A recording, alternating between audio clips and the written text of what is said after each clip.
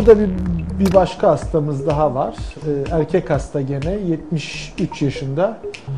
10 yıl önce 4 damar bypass operasyonu geçirmiş hasta. Fakat son 3 aydır eforla belirgin tipik göğsünde yanma tanımlıyor. Yani angina diyoruz biz buna. Kalp damarlarında muhtemelen bir yerlerde darlık var. Bu nedenle hastayı aldık, koroner anjiyografisini yaptık. 4 tane yapılan bypass'tan 3'ü açık, biri tıkanmış. Ve açık olan 3 damardan birinde ise çok ciddi darlık var. Bakın burada size onu göstereyim. Şu safen dediğimiz bacaktan alınan bypass damarı. Burada circumflex arteri yapılmış. Ancak çok ciddi bu bölgede dejeneratif darlığı var. Hastanın ağrısından sorumlu olan darlık bu. Ne yapalım? Buraya stent yapmaya karar verdik. Bunun üzerine kılavuz telimizle geçtik. Darlığı direkt stent yapacağız burada. Neden? Mümkün olduğu kadar az uğraşmak lazım bu bacaklardan alınan damarlarda. Çünkü içleri çok pıhtı dolu oluyor bunların. Çok fazla müdahale yaptığımız zaman bu pıhtı damarın alt kısmını atıp akımı bozabiliyor. Bu da hastada göğüs ağrısına, infarktüse yol açabilir. O yüzden direkt stent yöntemini uygulayacağız.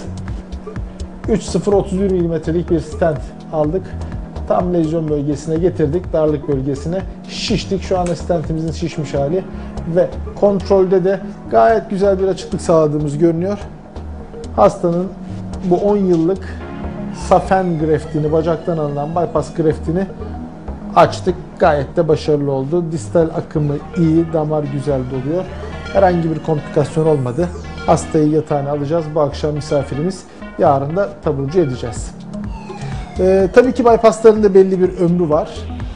Neye göre bypass mı, stent mi karar veriyoruz? Birçok faktöre bakıyoruz. Hastanın diyabetik olması, beraberinde çok damar hastalığı da varsa, yani 3, 4, 5 damarında darlık varsa o zaman tabii bypass'a bizi yönlendiriyor.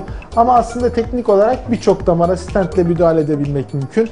Ancak bunlar uzmanların karşılıklı yoğun tartışmaları sonucunda alınan kararlar.